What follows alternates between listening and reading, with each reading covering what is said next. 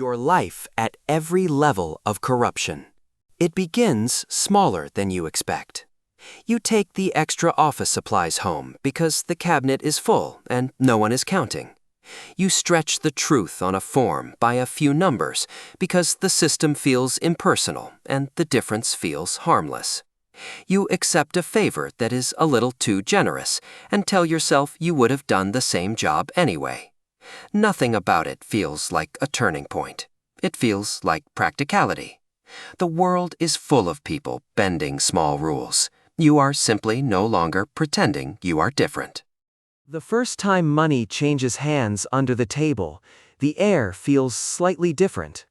Your heart beats harder while it is happening, and then settles once it is done. You wait for guilt to arrive in a clean, decisive wave. What arrives instead is quieter and more complicated. Relief. Justification. The story you tell yourself about why it was necessary, or temporary, or earned. You put the money away and notice that the sun still rises the next morning. The lack of immediate consequence becomes its own kind of permission. You start to see opportunities that used to be invisible. A delayed approval. A contract that could lean one direction instead of another.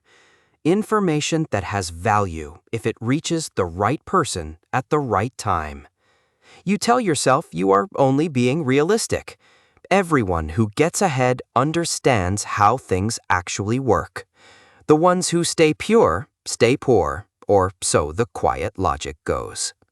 You practice the language of soft corruption. Let's discuss this offline. There might be a way. I can look into it. As the amounts grow, so does the architecture around them. You no longer handle everything yourself.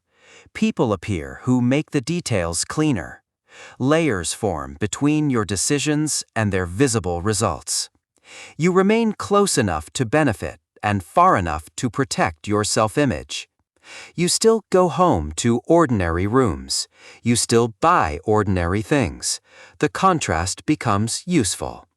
Ordinary life makes the other life harder to detect, even inside your own mind. You learn the weight of being useful to powerful people. Doors open. Problems disappear. Invitations arrive that once would have been impossible. At the same time, the circle of people you fully trust grows smaller. Conversations develop undercurrents. Kindness begins to feel like it might have a price. You become skilled at reading motives. The skill is protective. It is also lonely. You start testing loyalty in small ways. You notice who hesitates. There is a particular moment that comes later when you realize you are no longer bending a system. You are helping to maintain one. Rules still exist on paper. In practice, they flex for the right people, and you have become one of the people who understands the flex. Publicly, you may still speak about fairness and standards. Privately, you know how outcomes are shaped. The gap between the two versions of reality grows so familiar that you stop noticing how wide it is. Higher up, the corruption no longer feels like separate acts. It feels like the water you swim in. Entire networks operate by informal agreements that never appear in official records. Investigations, if they come, can be slowed or redirected. Public stories can be managed. You acquire the quiet power of being costly to remove. That power is real. It is also a kind of cage. Visibility becomes dangerous. Trust becomes transactional. The ordinary friendships of earlier years feel distant, almost naive. You tell yourself you are simply clear-eyed about human nature, that the world was already like this and you only stopped pretending. There is truth in the observation. There is also a cost that is harder to name. Something in you that once flinched grows quieter. The flinch was not only fear, it was a signal. When it fades, the decisions become smoother, and the nights sometimes become heavier.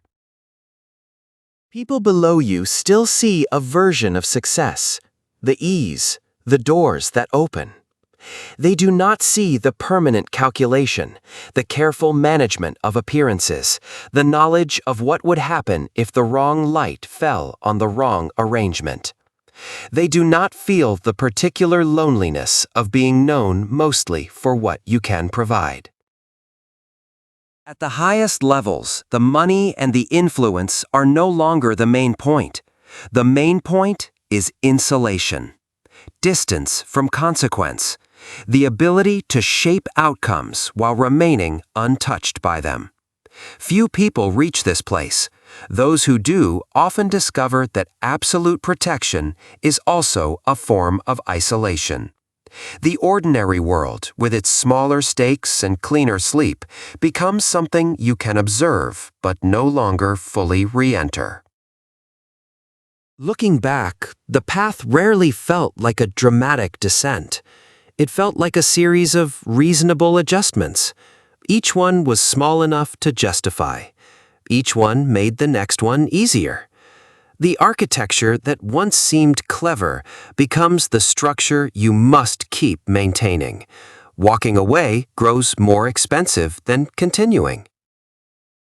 Most people never climb far. They take the small liberties and stop. A few keep going, drawn by the relief of control, the proof of advantage, the quiet thrill of operating by different rules. The view from the upper levels is wide, the air is thin, and the door back to the simpler life closed so gradually that you did not hear it latch. That is the progression. Corruption rarely arrives as a villain. It arrives as convenience, then as necessity, then as identity. And by the time you feel the full weight of what you have become, the ordinary person you once were is already difficult to find.